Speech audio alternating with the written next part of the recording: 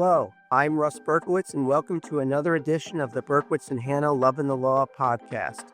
My guest today is Eric Stockman, one of the top trial attorneys in Connecticut and managing partner of the law firm Stockman and O'Connor that specializes in defending doctors and hospitals in medical malpractice cases throughout Connecticut. Hearing Eric's story should be quite interesting, since Eric, in addition to being an excellent advocate in the courtroom, is a guitarist and singer in a band, an accomplished golfer, and all-around good guy. Eric has been an adversary of mine for over 25 years. I've always respected his skills as an attorney, and I've really admired how Eric and his team has quickly become a litigation powerhouse shortly after they broke off from another prestigious law firm in Connecticut. So without further ado, I welcome Eric to the show.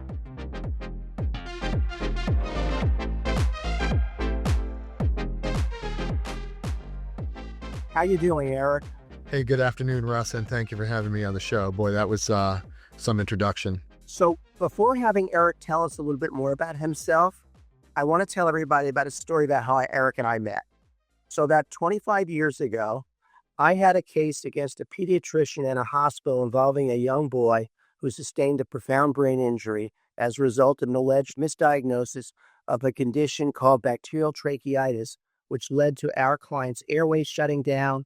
He was without oxygen for an unreasonable period of time, and he had a permanent brain injury. I didn't know Eric yet, but his office noticed the deposition of my client's mom, and Eric appeared at the deposition.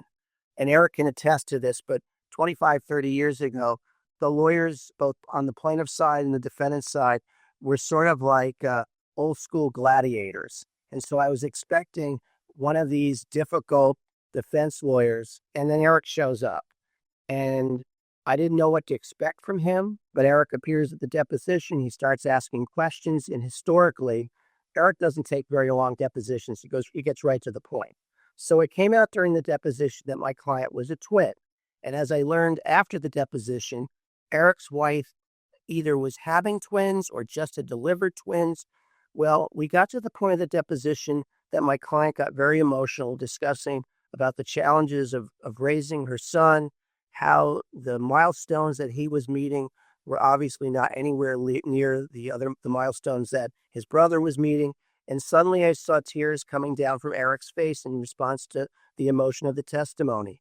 And right there, I knew that he was different than many of the other lawyers that I faced who were very just stone-faced, didn't seem to really care much about the plaintiff or their injuries. And even though we have been professional adversaries all these years, every time I see Eric, I think about that case and I get very nostalgic about it. And to this day, it makes me realize that even though Eric and I are what we would call the frenemies, Eric is a really good person on top of being a really great lawyer. And I'm really proud of knowing him. I don't know, Eric, do you remember that day in the case? Oh, I absolutely remember that case. I remember that day. I remember your surprise at how I handled the deposition. I remember you thanking me afterwards for being so sensitive to your client's pain and to her story. So I absolutely remember that. And it's a moment in my career. I've shed some tears at other point in time during depositions, but that was one that stands out in my mind. So getting back to you, why don't you share with the audience a little bit about your background? I figure I'd let you go through that versus me talking about it, and go through your educational background, your experience, and where it's taken you up to this point as a professional. Sure thing. So I'm a Connecticut boy, born and raised. So this sort of factors into who I am, as the product of a divorced family and largely raised by my grandparents. So, I had their impact on me as opposed to my very young mom, who was 19 when I was born. And they were very religious people. They were very calm people, community-oriented, church-oriented, that kind of thing. And always were appreciative of the arts and of music and of education. So I was really instilled at a young age with that sort of work ethic and with that approach to my life and to my career. I went to some public schools when I was young, some Catholic schools when I was young. And then I went to Fairfield Prep, which was very instrumental in, sort of teaching me a couple things: how to write, how to think objectively and critically. And, it actually instilled a little bit of ambition in me because as a kid from a single parent household, I went to school with, other boys whose parents were congressmen and judges and doctors and lawyers. I must admit, looking around at the cars the kids were driving in the parking lot, and I had a 1969 Dodge Dart that I bought for $250. It definitely instilled a little bit of ambition in me. I went to the University of Connecticut undergrad. I taught high school for a year and a half in between college and law school. Worked my tail off in college. I needed a little time, so I taught political science, English, and world history at a private Catholic school called Sacred Heart in Waterbury. Coached football and track, and generally had a pretty darn good time doing all of that. And then went to UConn School of Law for my law school degree, and I graduated in 1994. So that's a little bit about, sort of my educational background. Mostly secular schools, a little bit of the nuns and a little bit of the Jesuits sprinkled in there. And, along the way, I don't know, I learned a lot. I must admit, I loved school. I paid attention in school. I read everything I could read, which I think serves me well as now I approach 60. It was a good time to grow up, and it was a good time to be an American. And certainly I benefited from both sides of the equation, both, the secular and the religious education. Obviously, fast forward, we know that you went to the University of Connecticut School of Law also, right? Yes. Yeah. Why did you decide on law school? As you know a little bit about me, I would have rather been a rock star or a baseball player. And I had done both. I played in college, but realized as I was getting on at UConn that I wasn't good enough really to do anything else with it. And so dropped that after a time.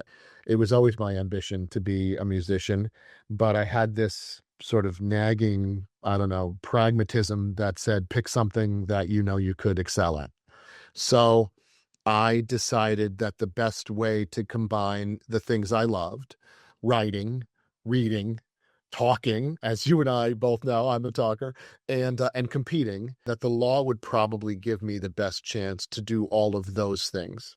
And I must admit, years later, there'll always be that question in my mind as to whether or not I should have just given rock and roll a chance, without distracting myself with school or teaching. But, I can't argue. I've had the best career. I got the best job, and, I don't really have any regrets in that regard. So when I was picking a career, the law seemed to be logical, and thank goodness, it's proven to be both logical and rewarding for me. Well, I think you made look, I'm not questioning your skill as a musician, but I think you made the right choice being a lawyer.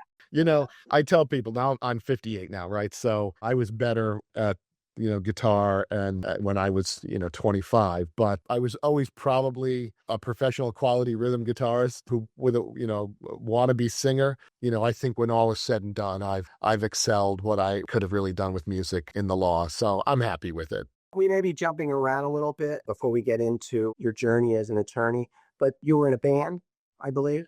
Yeah. I mean, that's something, when you're a guitarist as a kid, you join multiple different bands. We had a great law school band, believe it or not, with a couple of other guys who were really professional quality musicians as well. And then when I was a young lawyer, all the way through, being a partner at Newbert, Pepe, and Monteith, we had a band. We wrote songs. We produced our own first CD. We toured up and down the East Coast. We played, tons of venues in New York, Elbow Room, Bitter End, and got looked at by a number of different record labels. But, to be a full-time practicing lawyer and then to spend Thursday night, Friday night, and Saturday night in New York City playing gigs proved to be challenging. And when my wife got pregnant with our twins, I decided it was time to leave. So that was 2001, I think, 2001. And so I retired from the band life. And when we met, you were at Newbert, Pepe, Monteith, if I remember. Yes. Yeah, that's right. And it was probably around the time I had left music behind at that point. And 2001, 2002, something like that, Russ, I had been really doing things, taking depositions, trying cases, defending depositions, probably sort of beyond what a normal, I don't know, at that point in time was fifth year, sixth year, seventh year. And so I was lucky enough that our clients were throwing me into situations like, neurologically impaired babies at a time when other people probably weren't defending those types of difficult and expensive cases. So that's when you and I met at some point in time in the early 2000s. And how long did you work at Newman Pepe Monte? 19 years, actually. And I believe you started your firm what year? 2017. And it must have been a big decision for you because I knew obviously a number of the people at the firm, at Newbert's office, and obviously I had a lot of cases with you, cases with Mike Newbert. Was it difficult for you to go out on your own? And what was it about being an entrepreneur that appealed to you? It was difficult and it wasn't. It was difficult in that it had been brewing for a couple of years. There were a number of different, and again, none of this is meant to disparage anybody. When I made the decision, I felt it was just the best decision for myself, my family, and my clients and the colleagues that I was taking with me. But as you get older in your career and you sort of decide what what you want your legacy to be, and it was to a point in my career where, though I had good clientele and I had good autonomy within Newbert Pepe, I was, practicing good law, and let's face it, the compensation was pretty good as well. But I felt like there was more to be done. I felt like I was probably still, not receiving the kind of credit that I was due. And practicing at a firm at that point in time that was growing, probably we were 28 or 29 lawyers when I decided to leave, branching off in directions I didn't necessarily want to go. Medical malpractice was a staple at Newbert, Pepe, and Monteith, but there were other practice groups that were attempting to expand, like commercial litigation and bankruptcy and trust and estates. And we all necessarily weren't on the same page when it came to running a law firm. So it took some time, and it was difficult when I was trying to navigate all of those different interests and different thoughts about what it should look like. When I finally made the decision to do it, then it became easy. It was just planning and execution.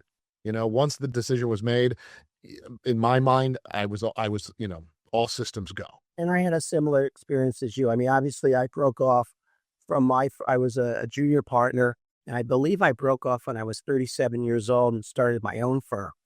You obviously stayed with Newbert's office for a longer period of time, and you broke off a little bit later in life. But I think the experience was probably similar in terms of, how's it gonna be if I do leave, and am I gonna make it? Am I gonna be able to cover my people's payroll? I think we all go through that exercise in our mind when we're deciding when is the time to pull the plug on your relationship with your firm and move on to the next firm. And I remember speaking to you about, you had reached out to me at one point. We chatted about, what would be involved in leaving.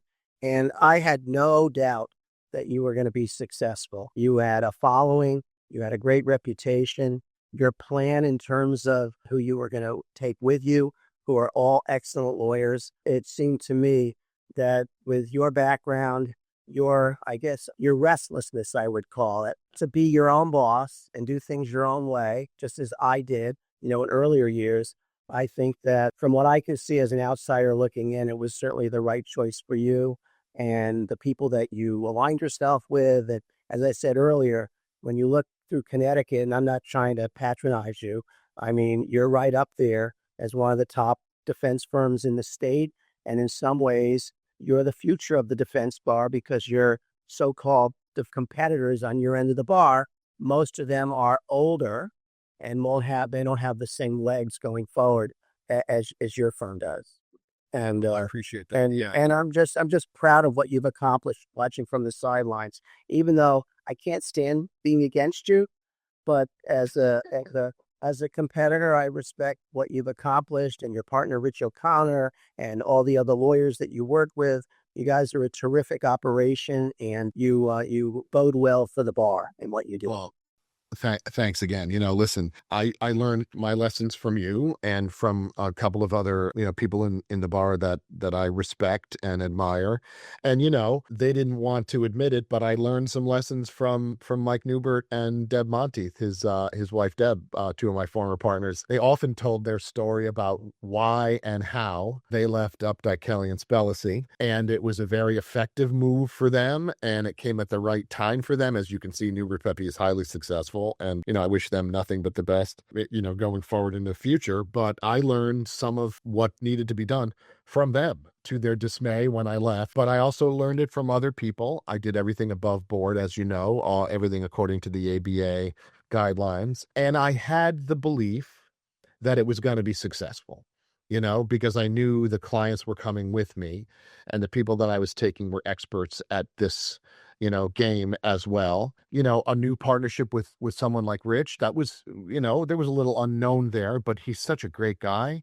And it turns out that we have a match made in heaven in that regard. We are accomplished medical malpractice litigators, but we get there different ways. And he is very much head in the books and medical records, detail-oriented, minutia-oriented guy, right? And really, that's what he wants to do in the world. And I'm more performative, as you know. And I really, and we'll talk about this, I'm sure, later on in the podcast, but I really run the firm. And unless he feels very, very strongly about something, he just generally says, you do it, I trust you. Sometimes I say, hey, I need you to tell me yes or no, just so that I've got your input on it. But most times I have free reign, basically. It's a benevolent dictatorship / democracy when we need to be democratic. And that's worked out well for us, at least to this point in time. I did think it was going to be successful. Once I decided we were doing it, then I wasn't going to let it fail. And it came with at a lot of cost. We had a vacation home. I had to sell a vacation home to fund the firm, and then the pandemic hit. There's no way I'll ever be able to buy back again, right? It's some of my former partners who weren't in on the decision and who, for one reason or another, felt better about my leaving. Those relationships, by and large, they haven't been acrimonious, but they haven't been repaired either, and they may never be repaired. Thankfully, I have a good relationship with Mike Newbert, and we're basically back to where we were before, because he was one of my mentors, and I was very close with him. I was just going to ask you about mentors. Over the course of your career, have you had mentors that have made a difference in your career? Yeah, well, yeah. Most of them probably at Wigan and Dana, at least in your formative years. I was at Wigan and Dana for my summer year and then my first 4 years as an associate. And you probably know all the people that I'm going to talk about.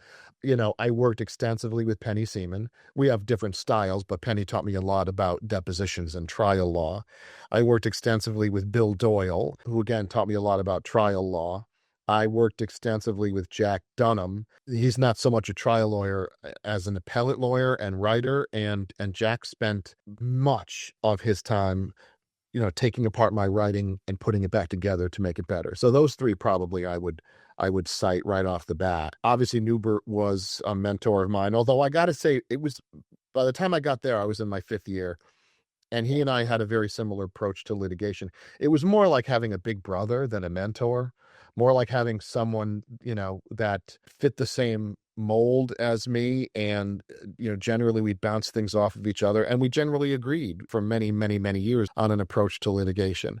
There've been outside people that I watch and learn from, including you. Rick Silver, I have to say, probably was one of the biggest influences on me. And I'd met him early on in my career at Newbert Pepe, and he took a shine to me for whatever reason, maybe because I stood up to him when other young people wouldn't. And so I got to watch him in dozens and dozens of depositions and at trial and learn from his strategies. I don't implement a lot of them. He's the 3-day deposition taker, and I'm the 2.5-hour deposition taker, because I know what I want and I go in to get it.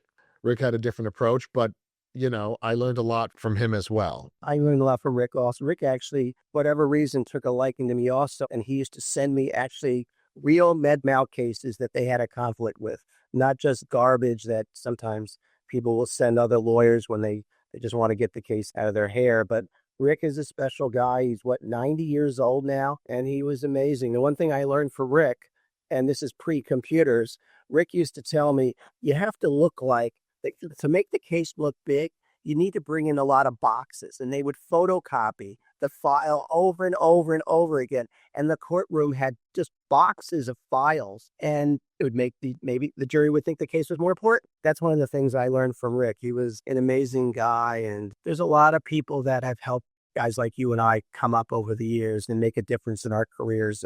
And I'm glad that you mentioned Rick, because he's one of those that have helped me. And I'm sure there are others that have assisted you or given you ideas on how to be as good a lawyer as you obviously turned out to be. Oh yeah, no doubt. You have to pay attention, to everybody in our business, and be a little bit, you have to absorb the various techniques. I forgot to mention one person, which by the way, I just have to mention, and that's Gary Mulcahy. And you and I know Gary well. She, in my mind, was one of the most effective trial lawyers I've ever seen. And I had the pleasure of trying at least a half a dozen cases with her, back in the late 90s and early 2000s, because she represented an individual surgeon who had admitting privileges at Stanford Hospital, and I had the hospital. God bless them, was my anchor client for, 2 decades. And Gary and I tried these cases together, never lost a single case. And I got to watch her and her style, which is so unique, it can't be replicated. Gary was, 65 to 75 during this time frame. She was like your smart, sarcastic grandmother. She could get away with anything. And the jury didn't know what to do with her initially, but she would win them over with humor and sarcasm, and witnesses didn't know what to do with her either. And I learned, number one, I'm not Gary Mulcahy. And number two, I learned that you just got to be yourself no matter who you are. And if you try to be someone else, you're not going to be effective. So it was just an absolute ball to be her co-defendant. And I learned so much from her as well, on my feet in trial. Just fantastic. And then as time went on, we actually tried a case against each other. And I actually did well in the case. It was a fairly large verdict. But before the verdict, throughout the trial, I actually thought I was losing, because when Gary went to trial, she took over the courtroom. She wasn't just someone there hiding or waiting her turn. For whatever reason, no matter what part of the trial it was, Gary was an issue. And I was saying during the trial, I hope that they don't really like her, because she's really taken over this case. I hope they're paying attention to me a little bit. And I got lucky with a nice verdict, but I remember Gary and I speaking after the trial, and I told her that she was a very formidable person. But she learned from a great lawyer also, Arnold Bai, who was all of 5'3", and he had a lisp. He was an incredible lawyer, and he would shake up plaintiff lawyers. And, I had a deposition with him also early in my career. He objected to almost every question over 3 hours. After the deposition, I was just despondent. And he said to me, "You did great." I said, "I did great. I couldn't even get my client's name out." So she learned from a great lawyer. And I do believe that good lawyers usually learn from other good lawyers, whether it be somebody within your firm or someone on the outside of the firm. I didn't have the same benefit as you as far as having any trial mentors, but I would go over to the courthouse and I would watch Rick Silver, David Gall, and Michael Koskoff try cases when I was in my 20s. And I'm like, and obviously you can't copy any of them. They all have their own style. But the running theme, and I'm sure that you feel the same way, it's all about the preparation. They all look very prepared.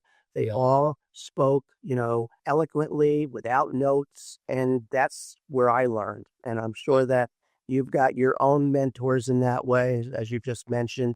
And it's an interesting journey doing what we do. It's a little crazy journey, right? I'm glad that I went into this field, and I'm sure that you're glad that you're in it too. No doubt. I love my job.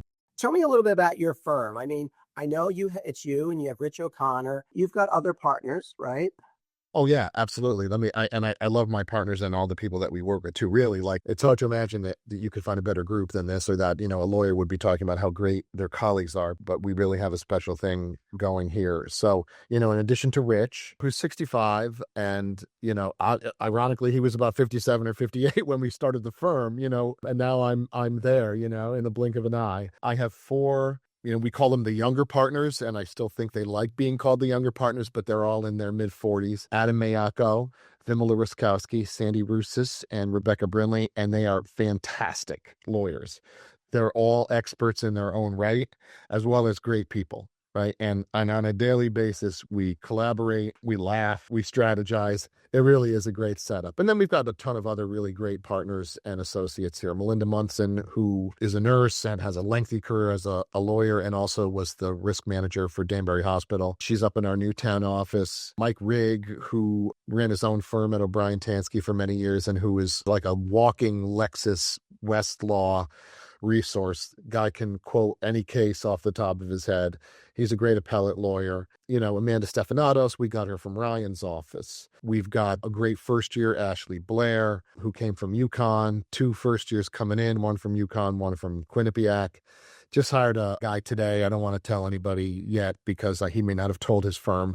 But we got a young guy, 34 years old, who's a partner at a New York law firm, but lives in Connecticut. So he's coming on board shortly. We're growing. We started off with 5 lawyers. I think we're now 12 and probably going to get bigger because we have to.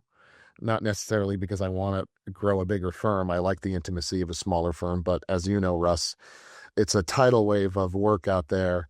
And the plaintiff's malpractice bar and the defense malpractice bar in this state are growing smaller. So, yeah, we are getting bigger. I don't think it's going to break the culture of the firm at all. We just have a ball here. We really absolutely do.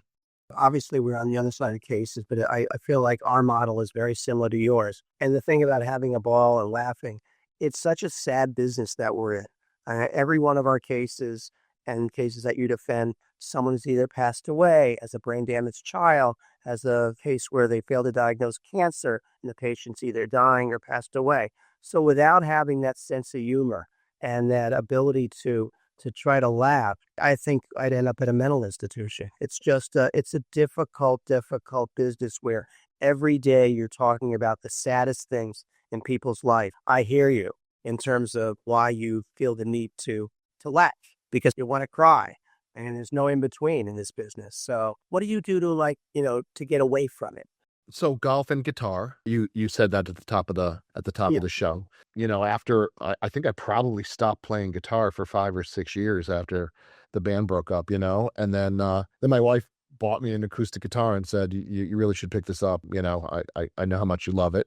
That was the longest time in my life I think I'd gone without playing guitar. I started when I was about 5. And so then I started, building up my guitar collection again and really playing, even if it's, I have a couple in the office, and even if I take 10 minutes every couple of hours just to strum one, it's a very good little outlet there. I play at night, play golf in the summertime, not as much as I want to. Once a week, maybe 9 holes at night if I can get out. But again, that's good me time. Family, obviously. I have 24-year-old twin girls and my wife, and we have a great time. They're still home.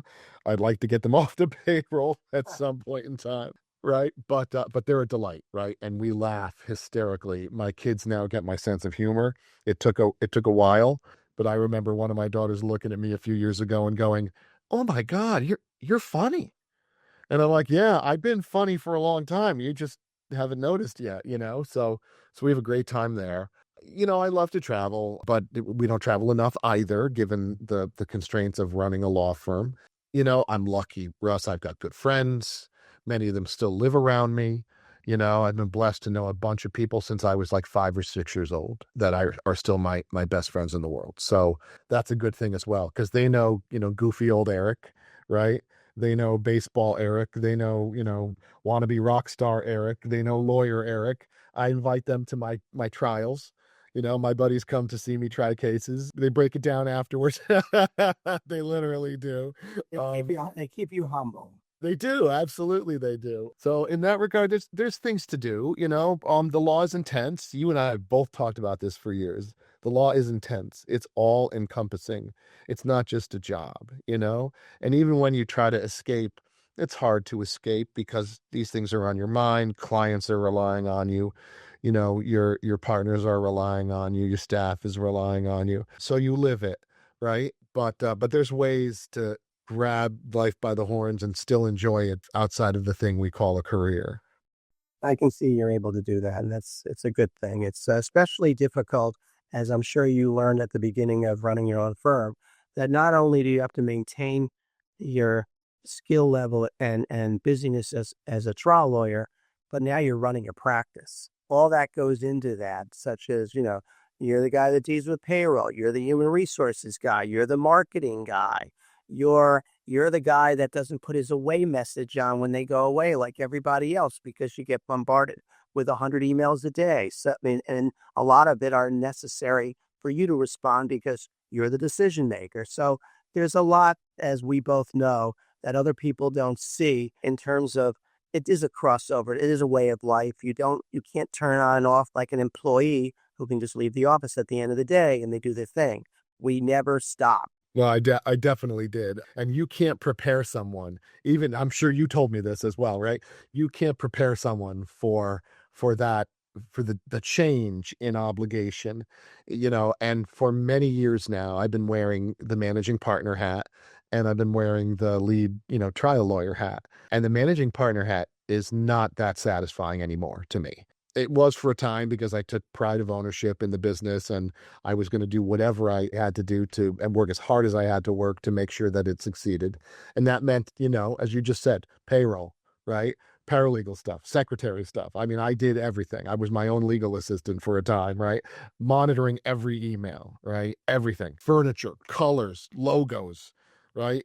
And then over time, as my young partners got their sea legs as well and wanted to take on a little more of the administration, I've doled a lot of that out. And then I think, this year, 2025, my role has really, really changed because we're in an era where the trials are coming faster and there are cases that have to be tried, whether we win or lose. There's statements that have to be made with some of these cases that we're just not going to pay because there's an outstretched hand. And the post-pandemic experience, at least from our end, has been, as I call it, defense verdict or disaster. So we're getting, very significant defense verdicts on tough claims and difficult claims. But when we lose, we're getting killed in terms of damages. And that's dangerous. And the clients recognize that. So the clients are now moving to a scenario where they want me to try their cases, even if I'm not the one handling their case, whether it's internally here with cases that are with my partners, or, I just was asked and tried a case and, replacing another prominent law firm in Connecticut, sort of 2 months before trial, I was told, you're going to go try this case. We're going to send the case over to you. So that's taken me away from the managing partner duties. I can't do that because trial is all encompassing. I can't do that and run the firm. So I've really been handing off a lot of those responsibilities. We've got a director of operations now. She's fantastic. She's helping as well. And that transition is fully underway, although, as you probably expect, I'm still being bombarded with hundreds and hundreds of emails every day and still have the tendency to look at them whether I'm supposed to or not. It's not an easy dance. It's, fortunately on my end, we don't have the same constraints in terms of who can work on cases. I know that some insurance companies or healthcare systems, they want you. Whereas on my end, I'm able to delegate certain cases out, especially, even large cases where you don't always have that luxury and you have to go from thing to thing.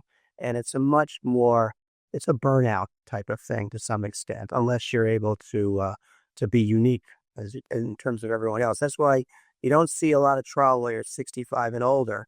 They may be still lawyers, but they're not trying cases in the same amount as someone like you. They get to the point where enough is enough. Or a long case.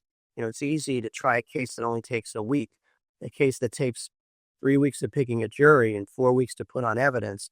It's a lot, right? I feel like those longer cases in some respects are a young man's game.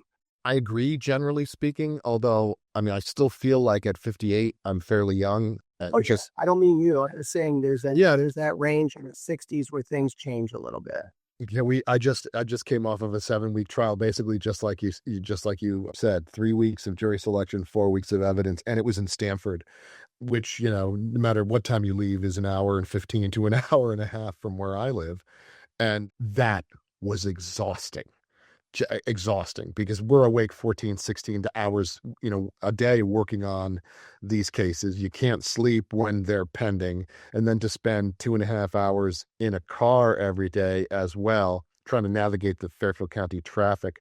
I mean, it's exhausting. I think I told you the story during closing argument. This is the very end of May. The Stanford courthouse didn't have any AC. Their HVAC hadn't been turned on to AC because it wasn't June 1st yet. And it was about 85 degrees during the day we gave closing arguments. And I was about, 2/3 of the way through my closing argument in an 85-degree courtroom, no air conditioning, standing on my feet. And I felt lightheaded, like I was going to pass out for a moment, and just leaned against the podium and thought to myself, you are not passing out, Stockman.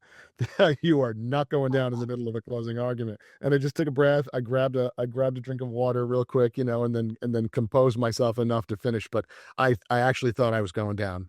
I really did. I can see it. It can get tough. I mean, if it's the case I'm thinking of, it was against a New York lawyer, right? Yes, exactly. And that even makes it worse. Not to disparage lawyers from New York, but they're brutal when they come up to Connecticut. Weirdly, we're a little calmer up here in Connecticut. They're different. Let's leave. We are. We're a little more collegial up here. While I've seen 50 plus trials, many people pull out all the stops in various ways and in trial tactics that I might look askance at. I've never seen anybody, I'm going to choose my words carefully.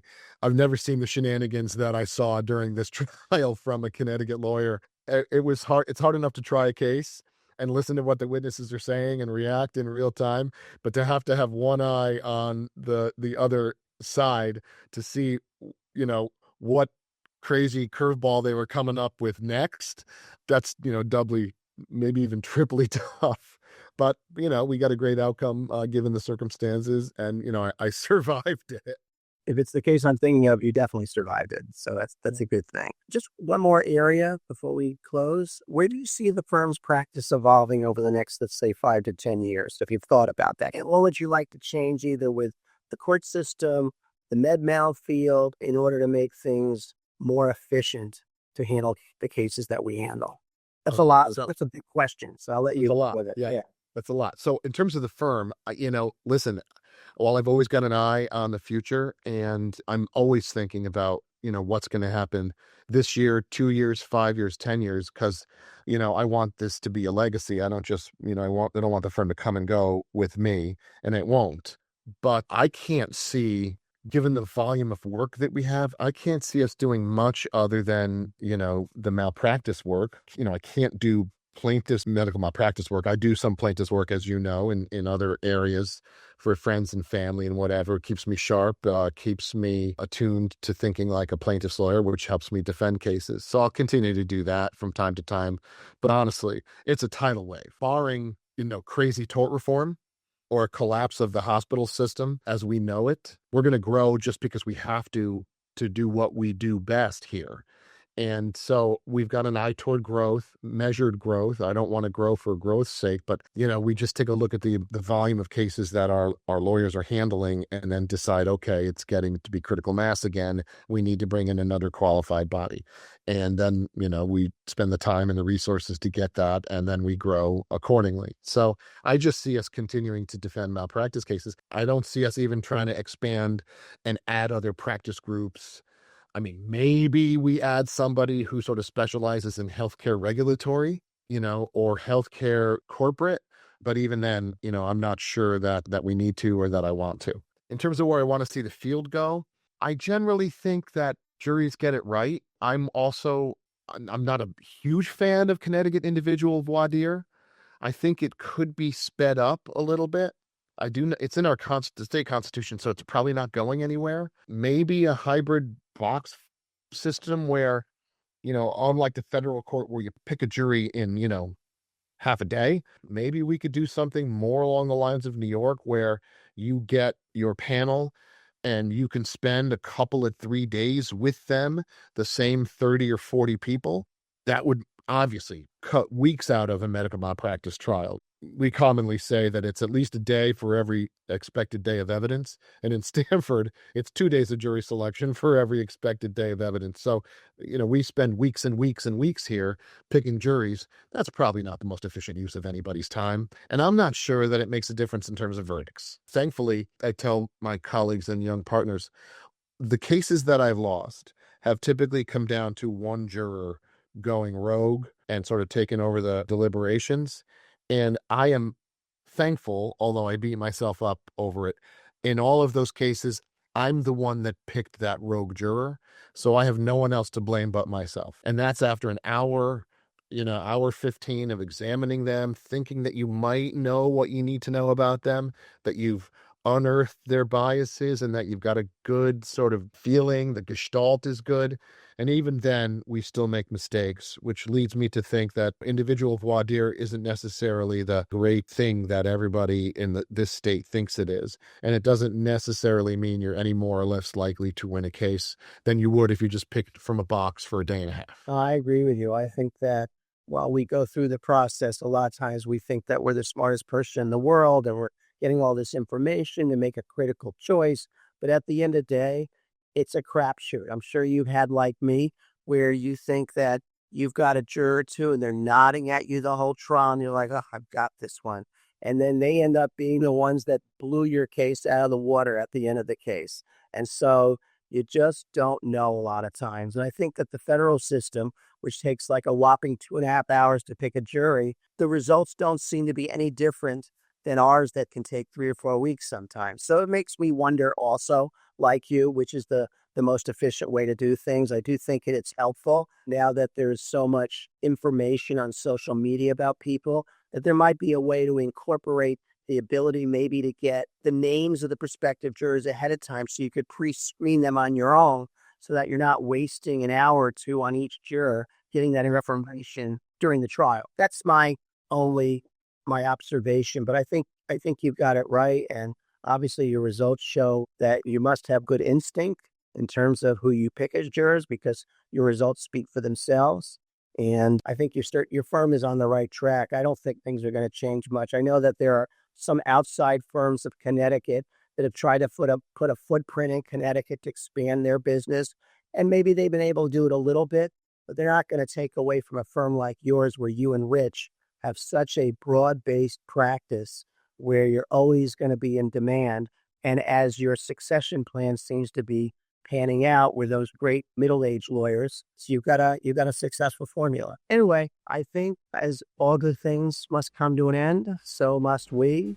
And Eric, I appreciate your time. I'm blessed to know you as a friend and as an adversary, and I wish only the best for you. And likewise, my friend, I appreciate it very much. It was really fun to be on your podcast. I know I will see you sooner rather than later. But as usual, we fight tough and fair within the lines. And then outside the lines, we can break some bread and have some laughs. And that's the way I want it. Sounds like a plan.